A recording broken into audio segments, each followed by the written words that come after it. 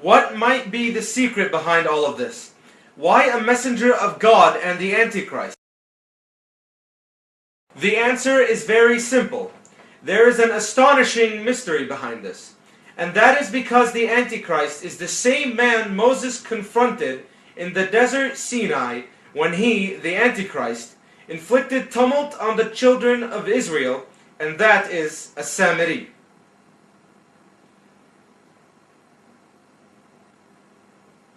He is indeed the same person. However, that wasn't the time when he claimed deity. Once again, let's take a closer look at the evidence to see how close we can come to the truth. I shall explain in detail, referring to verses from the Holy Quran.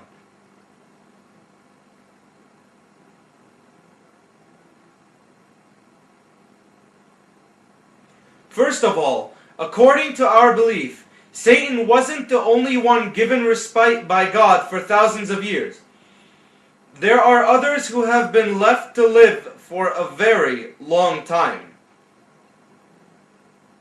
He said, "Give me respite till the day they are raised up." Allah said, "Be thou amongst those who have respite." This verse goes to show that Satan wasn't the only one to whom God gave respite. Others as well received the same chance, namely the Antichrist, and I shall prove this later on.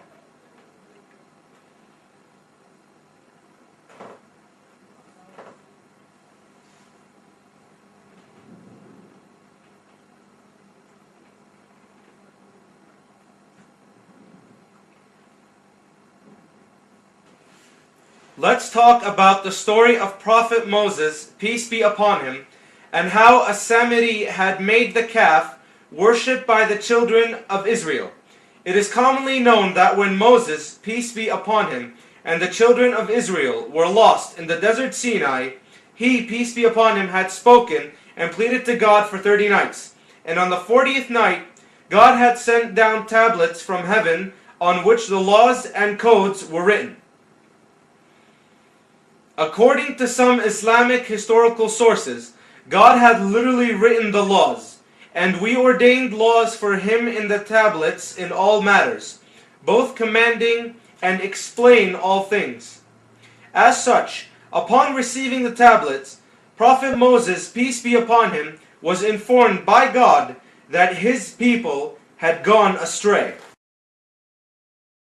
When Moses was up on the mount, Allah said, "What made thee hasten in advance of thy people, Moses?" He replied, "Behold, they are close on my footsteps. I hastened, O my Lord, to please thee." Allah said, "We have tested thy people in thy absence. A sawirey has led them astray."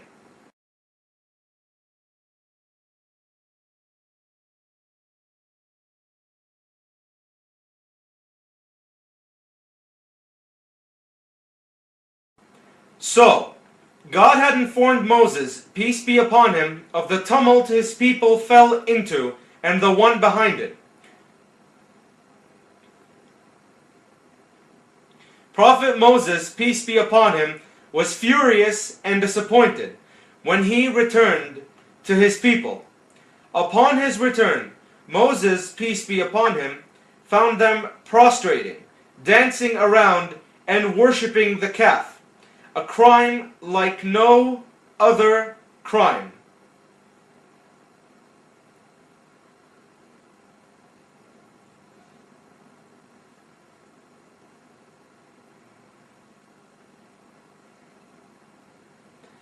It wasn't like committing adultery. It wasn't like stealing.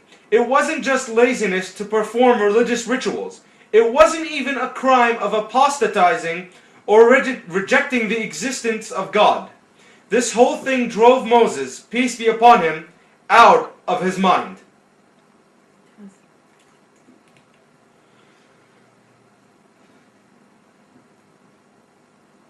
He went so far as to throw the tablets.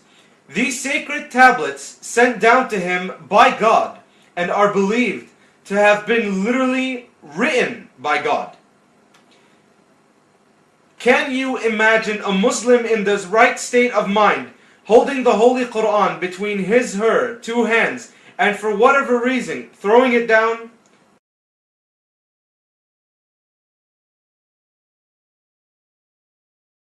The least that could be said about that person is that she has lost his mind, and that is indeed what had happened to Moses, peace be upon him.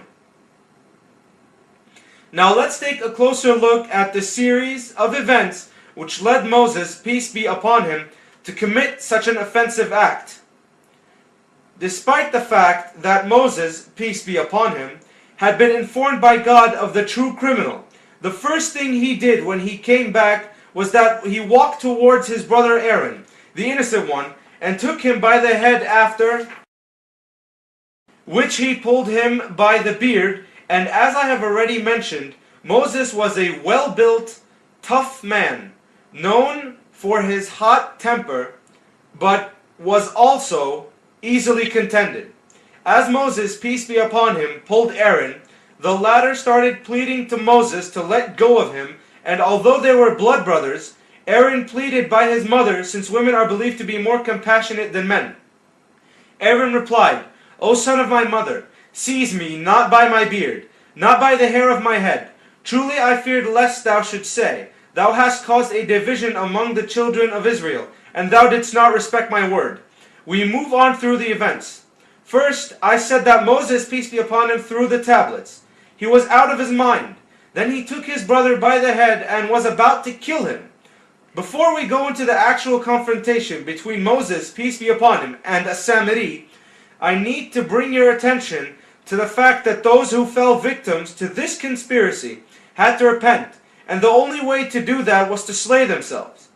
Moses, peace be upon him, said, "And remember," Moses said to his people, "O my people, ye have indeed wronged yourselves by your worship of the calf. So turn in repentance to your Maker, and slay yourselves, the wrongdoers. That will be better for you in the sight of your Maker." Then he turned towards you in forgiveness, for he is oft returning, most merciful.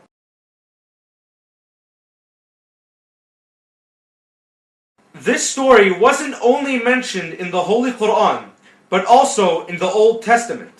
The account is very similar to that of the one in the Holy Quran. However, in the Old Testament,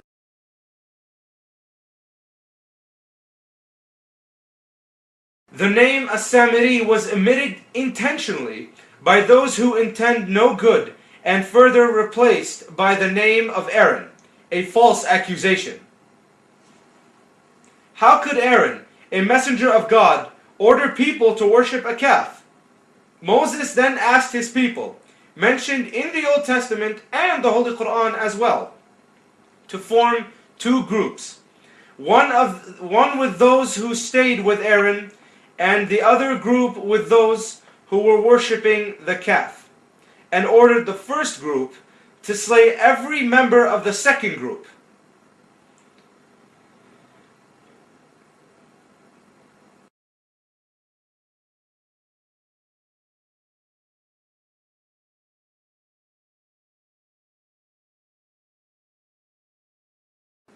It was so hard to endure, because the first group ended up killing a brother or a father or some other relative.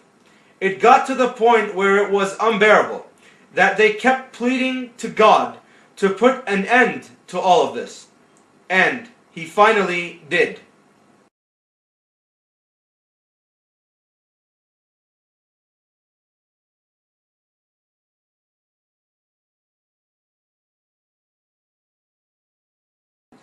According to sources from the Old Testament, 3,000 people were killed, as opposed to the Islamic sources, which reported 70,000 dead.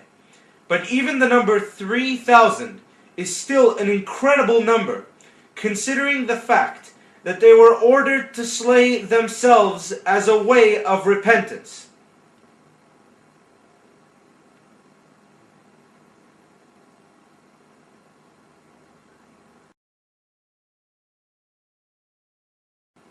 In the next part of the story, everyone is awaiting what Moses would do to a Samiri.